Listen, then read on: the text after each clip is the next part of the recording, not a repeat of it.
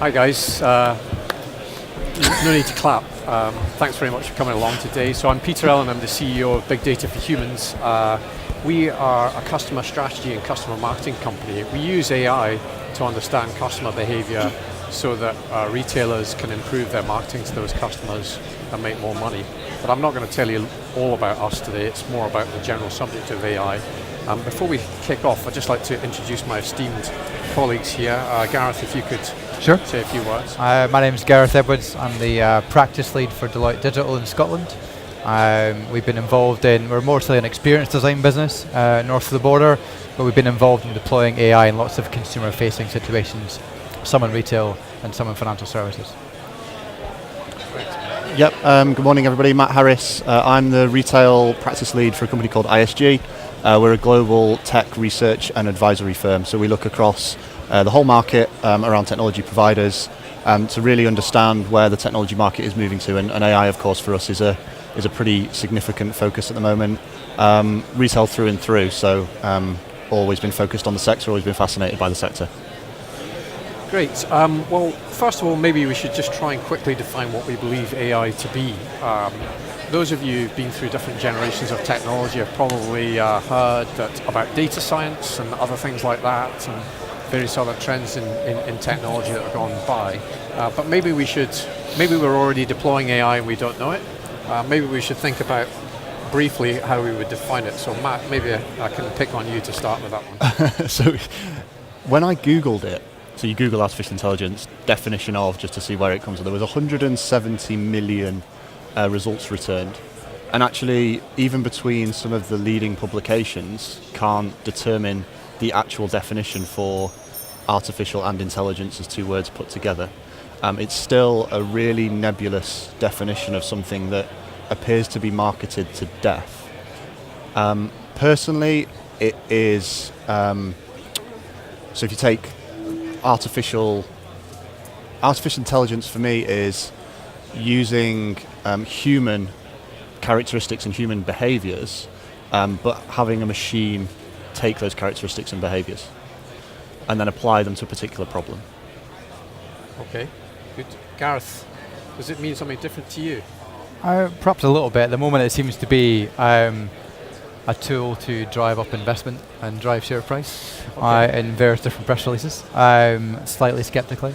For me, the best solution is nearly always human, but you can't always have that, and we can no longer afford that in many cases. So the fact that we are able to train machines to deliver human-like experiences and augment human experience is a positive thing, and that's kind of where I see its main benefits. And you touched on quite a good point there that if you're working in a public company, potentially appointing a chief AI officer, which I think is CHOW is the acronym, which sounds like you're going to get sacked quite quickly, but if you're going to appoint somebody to that position, is that something that chief execs are going to come in and say, hey dudes, we need a AI department because it's going to get the share price up, it's up to you to make it work? What will you do? I hope not.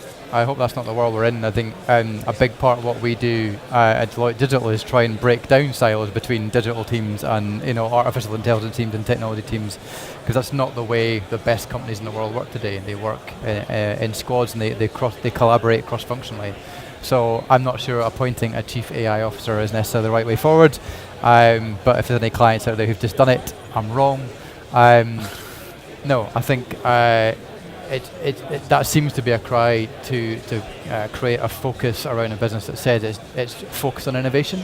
There are better ways of doing that, and that's about the storytelling, how you improve experience, how you improve the retail customer experience, or your processes using technology, some of which may be driven through AI. I think it then goes back to what you see, what you show the market, and what you put in your shareholder report to what's actually going on in the ground and how you actually operate and use data more effectively, use some of the newer technologies, but it's just by creating a silo of it. So there's been digital director, whatever that means, there's been e-commerce director coupled with retail director, and there seems to be new silos created at a time where really retailers should be looking to break down those silos to leverage the best assets and the best parts of that customer journey to create a joined up vision about what that retail strategy is.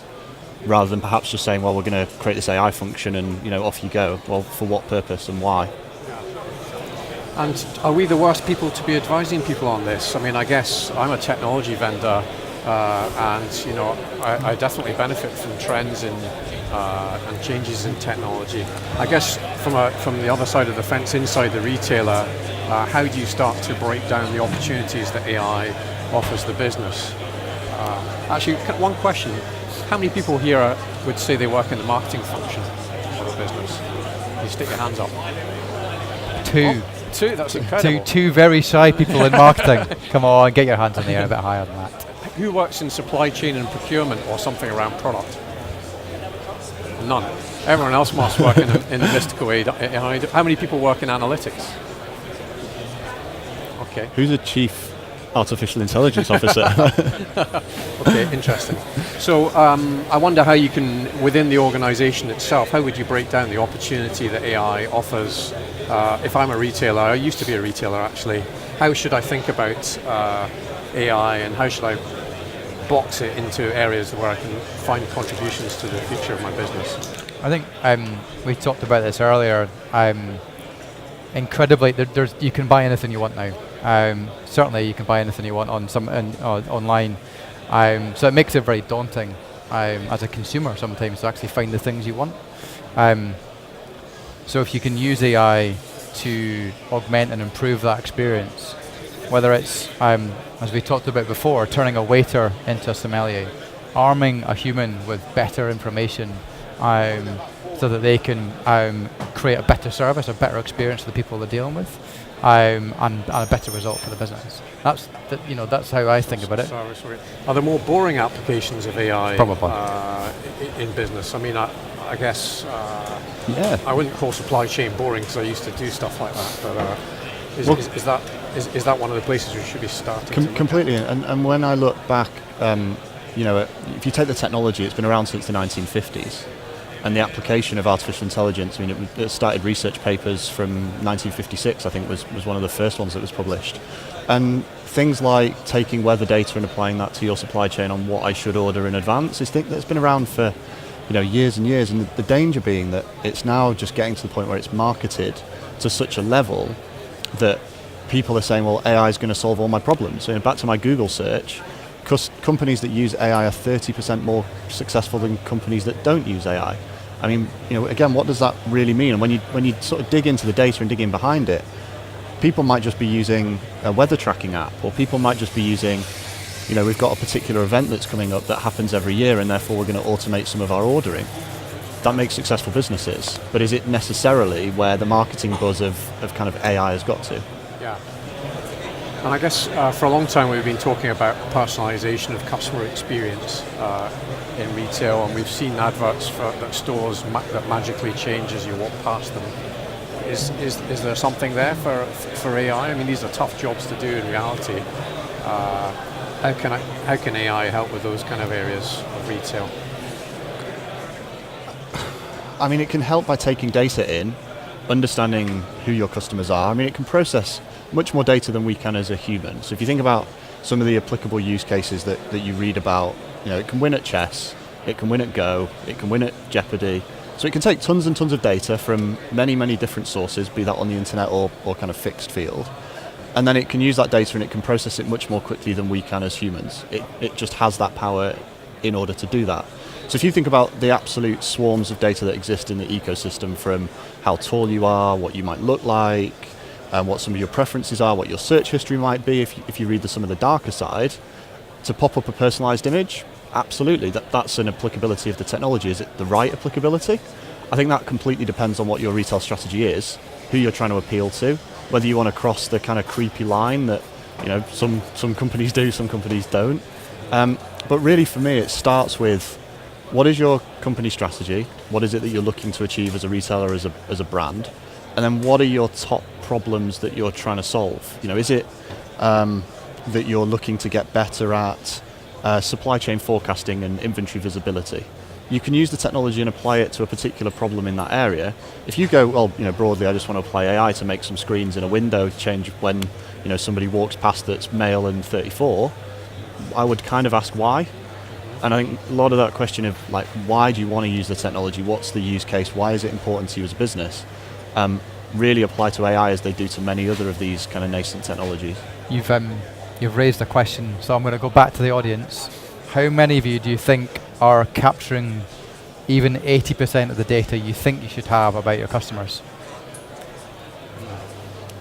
And I think that's would be my point too. It's, it's a great to apply AI when you've done the hard work, and the hard work is having great content. The hard work is having the right data about your customers, and that's stuff you can do today without going to a software vendor or without coming to us to do to help you with. Is get your content right, get your data sources right, and then start to understand your customer need, and then you'll have a far better understanding of what your use case is to deploy the right technology, whether it's AI or whether it's another big data-driven technology. Yeah, I mean, and on that, so to that customer experience point, one of the things that we talked about earlier is the sort of the progression of chatbots and where kind of chatbots have got to, which is all around data and answering questions and trying to put a little bit of cognitive to it. Now, again, a question to the audience: has anybody had a positive experience in the chatbot world as a retail consumer? Well, can you remember it? Can you remember it? Yeah.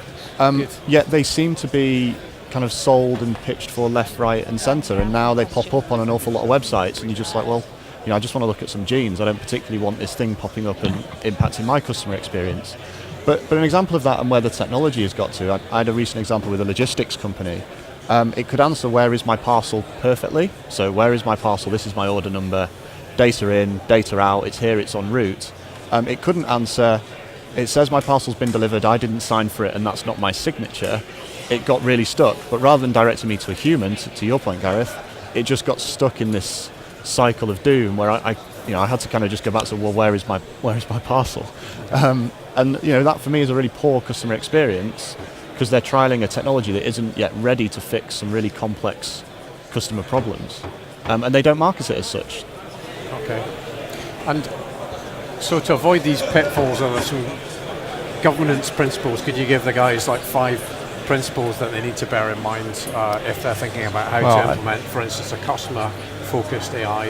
I think building on Matt's point, the first one is what are you using it for? So, use it for triage. You're not replacing humans in that example. Okay. You're helping them get to the right humans and removing some people from that process.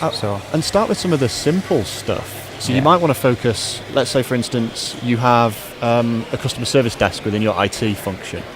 Why not try and apply AI and do some test and learn within that area where your impact is much less customer focused, but you can learn an awful lot about how you can apply the technology to particular questions or to particular issues, or even start with some kind of basic premise of automation. So if you're a merchandiser or a junior buyer and you're spending so much of your time doing admin into spreadsheets, like automate some of that, collect the better data.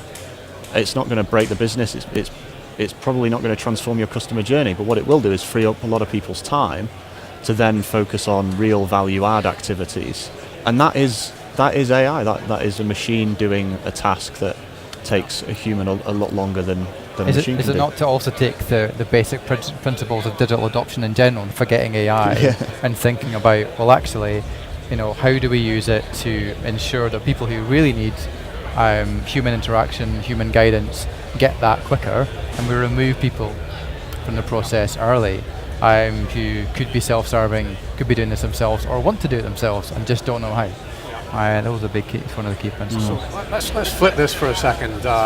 There's another aspect of AI and why it's on the agenda is that the great unknown is in front of us, and for retailers now, technologies like AI are mooted to be transformative, not just to help them progress with problems that exist, but help them deal with opportunities that will become clear once the technology has actually met those opportunities. And actually, on that front, I was approached by quite a sophisticated global retailer a few weeks ago to try and help them understand how they could future-proof their strategy so that things like AI could be part of that strategy.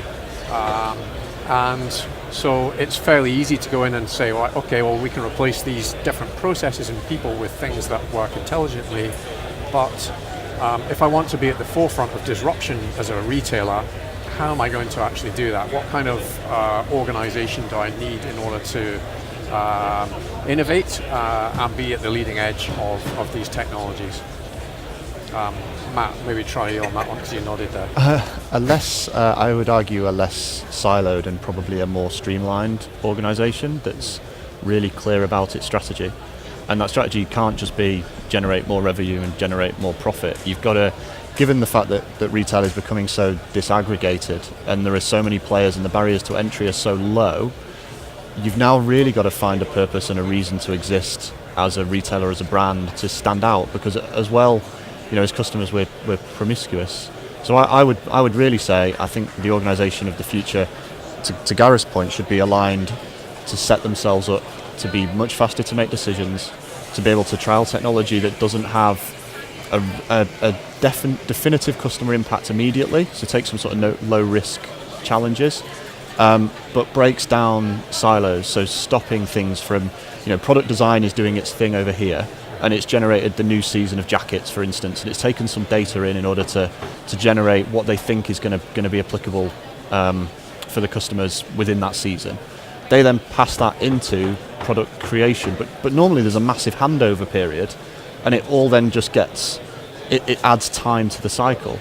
Yep. That should be taking data throughout the whole process of that product creation, without having those multiple handoffs. And I would be encouraging retail organisations to get much more streamlined and much more faster in that kind of handoff process. Is there a kind of Luddite problem here as well, in that if I'm the data modeler within a retailer's customer insights team, and potentially AI could automate a lot of what I'm doing, then perhaps the first thing I'm going to do is try and fight it. So I might try and find 25 reasons why you guys shouldn't come in and set up this innovative new thing in my business. How do you manage that process strategically? Is this not back to the robots going to take over? I mean, that's are the robots taking over? I guess are they putting people's jobs at risk and so on? Well, yeah, I guess that's true. They probably are, but perhaps how do you build the right innovations culture around things like AI in order to ensure that it's well accepted within the organisation? I think we touched on this earlier, and it's around what are humans brilliant at, and what can machines do, what's boring for humans to do, and therefore they're not as focused on it, and what are humans brilliant. Humans are brilliant at empathy, humans are brilliant at gut instinct, humans are brilliant at creativity, and a lot of that you can be applied to decision making and to the way they run their business. And I think what we're looking at, for me, and being very positive about it, we get to spend more time doing that well, while the automation and the AI remove some of that pain from our everyday. We're in control of these changes and how we apply them, and for the data modeler, there is still going to be decisions to be made on that data that may be being modeled for him. He just gets to interpret it in his own way and tell the story. And I think that's what humans should focus on, is with the storytelling based on great data, which means they can make, really have great actionable insight for their businesses. Actually, that reminds me of, I was in Singapore recently, and there's a big debate in the Singaporean education system around maths and science, because the kids there are better at maths and science than they are in other cultures. However, the worry is that all of the jobs they're training them for are going to be automated pretty soon. And actually what they need is creativity skills and the ability to break stuff. And I actually met an art lecturer from Singapore who said, yeah, we learn about all the history of art. And his counterpart in the UK said, well, we teach them the history of art in first year, and then the next 4 years we break things. So do we need people who break things to come up with creative ways of using, for instance, creative customer service innovations to deploy AI to, or is this more just a business process? No, I think it's a really valid point. I think when you look at the cities that do well out of the future of big data and data science and artificial intelligence, it's the creative cities. Yeah. Where we're creating people who can think, break things, challenge the way things are done. We evolve, we continue to evolve. This is just one other thing, just like digital was 10 years ago, 15 years ago. Yeah, I saw a really interesting diagram in a book that I'm reading, which was about like the sort of mountains of skills and the analogy was that the skill world is starting to flood with technology, and if you're below the waterline, technology can already do it. So I've mentioned chess, I've mentioned Go. Tech can already do a lot of that, but the biggest peaks that were described in this book was art and science and creative functions that, to your point, Gareth, that we as humans are really good at doing. Yeah. And it's making sure that we're freeing people up to do those things that actually as well they enjoy doing. Again, I'll come back to the merchandiser point of view. Well, every merchandiser that I speak to wants to be sampling products. They want to be looking at where the market is going. They want to be looking at the category that they're operating in. They don't want to be taking data from an ERP system, downloading it into Excel, typing in a load of fields, then reloading it back into that ERP system to send it off into another team. They want to be looking at product. That's why a lot of people get into the merchandising function, yet a lot of that time, probably more than 80%, is spent doing admin in a lot of retailers that I've spoken to in any case. And back to that point about retail as experience that we touched on earlier, particularly in high-end retail, it's far more about service culture and the experience and shopping as leisure. If you can remove some of the pain through using and deploying AI, you have far more time to focus on that and creating really interesting experiences, getting people to dwell longer and spend more. So I suppose there's an interesting thing there in that the value chain of retail up to, from luxury to C-store, it's probably the guys in C-store that have the best logistics and data focus, and actually in luxury businesses in retail, they have probably a fairly low adoption of data-driven cultures and science-driven cultures and a very high creative cultures. But are we saying that the opportunity for those guys is probably the biggest because they haven't adopted those kinds of data-driven and scientific methods so far, but also they do benefit from more creative skills? I mean, there's a limit to how creative you can get when you merchandise a donut. I'm not saying that you could add sprinkles. I've certainly worked in that area where you look at adjacencies of products and substitution of products in very data-driven processes. However, in value-added retail, there's a great deal of effort goes into the creative process, but actually perhaps less history around data, supply chain optimization and all those kind of things. Yeah. It would seem that perhaps that's where the biggest opportunities lie for AI. Is that correct? Because they don't have those skills. Yeah. Not bigger, I think different. Yeah, different. Yeah, I would say not necessarily bigger, but I think there are different opportunities depending where you sit in the spectrum of the type of retailer that you are, but also how you kind of define, let's say you're retailer A who does, 95% of your business is wholesale. So you buy a load of stuff and you sell it for more than you've bought it for. Traditional model was always the retail model of kind of, from market stall onwards, through to niche brand that just does a particular line, creates it all themselves, does all their product design, doesn't do any buying other than raw materials.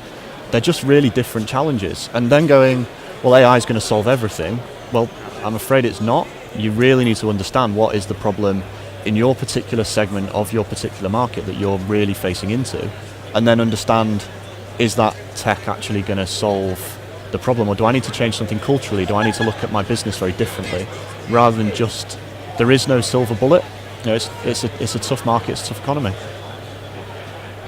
Good. And have you got some examples of, have you seen people go through that cycle yet, or do you think in reality everyone's still at a very early stage on this? I think the tech's at an early stage. If I talk about AI in particular, I think tech's at an early stage. I think digital transformation is bandied around by loads of companies and nobody really knows what it means. Is it buying a piece of software? No. Is it fundamentally transforming how your organization is structured? Yes. But it's still just put in an annual report and we're digitally transforming. Well, you're not. You're just buying this bit of technology. Okay. What does it mean then? Well, then my definition of digital transformation is truly reforming your organization in order to make decisions faster and in order to streamline that decision-making process. So from idea to execution that isn't necessarily technology-driven. So is AI about decisions as much as it is about actions, or is that where the opportunity lies? I mean, it depends. So it can make some decisions based on the data that it's got, but if your data's poor, what decisions is it going to take? Because it's the nascent age of AI is 6 years old, so it's still making the decisions of a 6-year-old human. Therefore, you feed that poor data and say, well, make a decision. The technology's not quite there yet. It will get there. Is that how but we it's- should think about it? I want to get AI in my business. It's like employing 6-year-olds to help me do stuff. You can't quote me on that. But they're much cheaper than 6-year-olds, and that's stroppy and Gives you stuff awesome like stuff with Lego though. that. Yeah. Okay. And so decision support, I think, is a kind of interesting area, isn't it, for AI, where having worked on tills in shops over the years, I think it's incredibly easy to make faulty assumptions about customer requirements, and it requires quite a nuanced skill to be able to provide that customer service to people that you maybe never met before. It's even more difficult online. How can AI help that decision support process, Gareth? I guess it comes back to, particularly in the modelling space of AI, how it can support human gut. I think this is going to work. How do I model it? How do I prove it? Where's the evidence to prove it? Back to Matt's point, tough economy.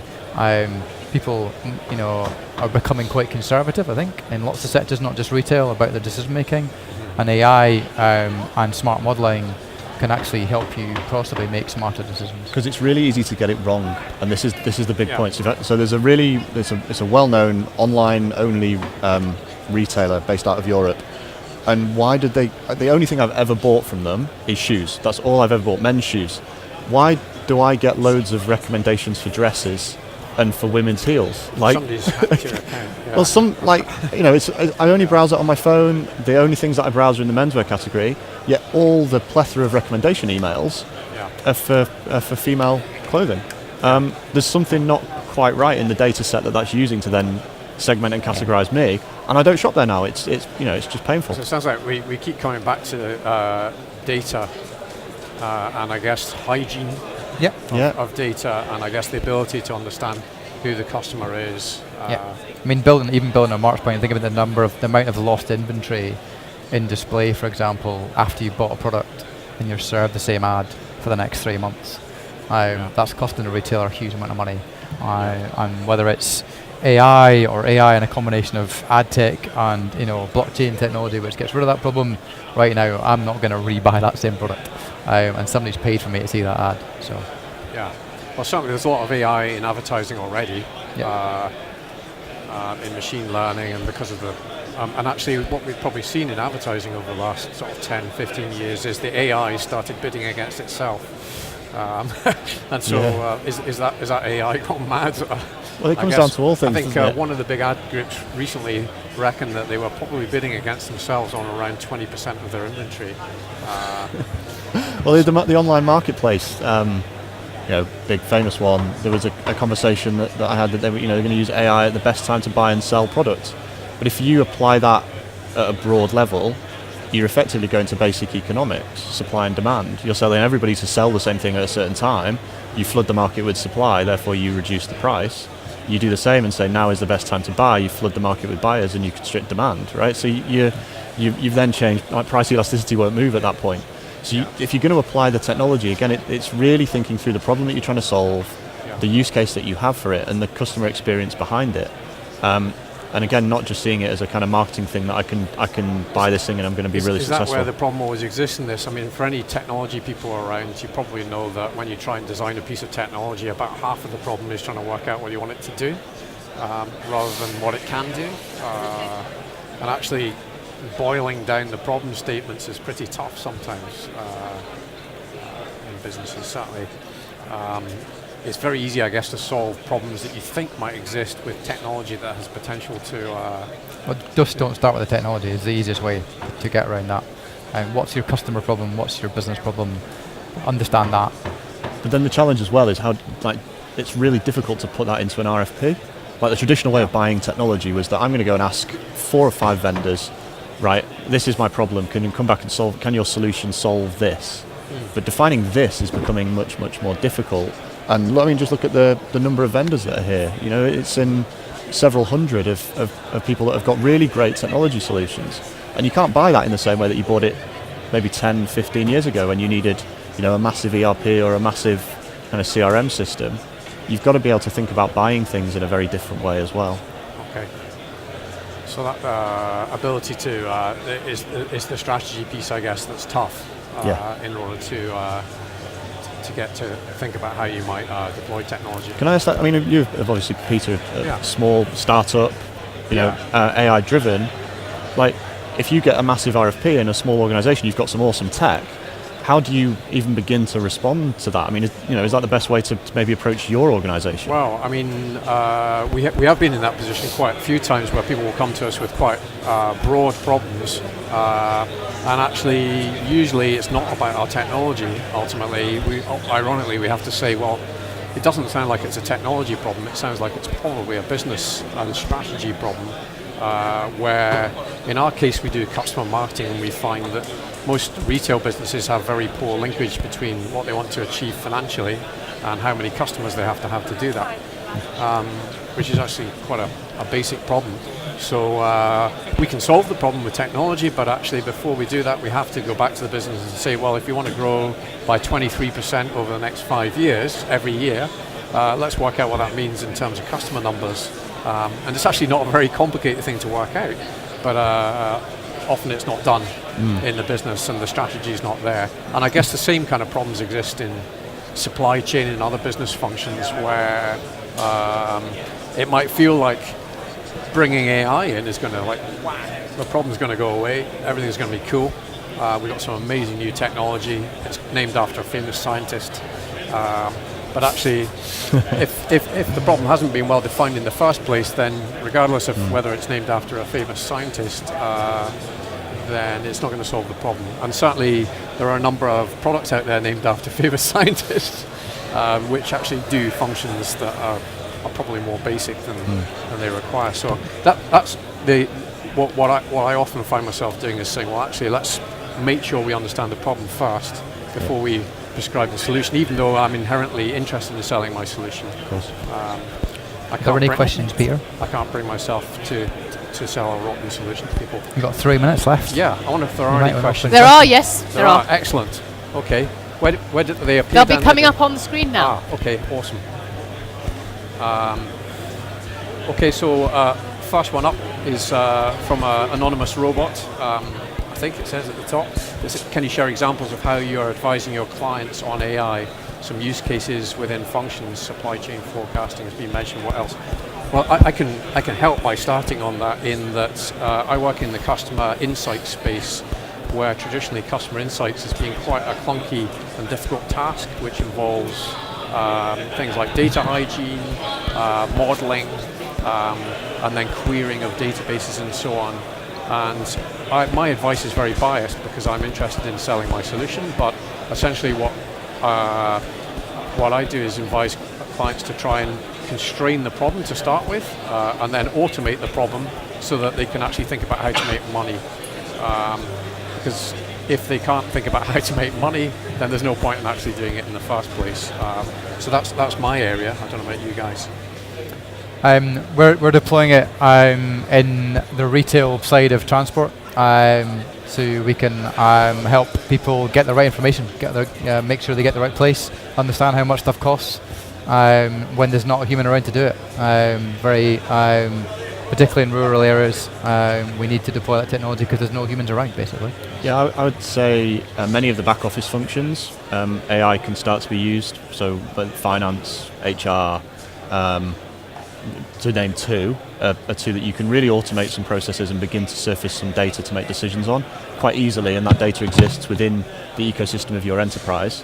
When you start to get to the middle office, so you start to get to buying and merchandising, some of it can be automated, and you can start to use AI on some of the data that's coming from your upstream systems. I'd be really careful in the front office. I think trying to use AI in the customer experience space at the moment to purely replace humans, I think is probably a step too far.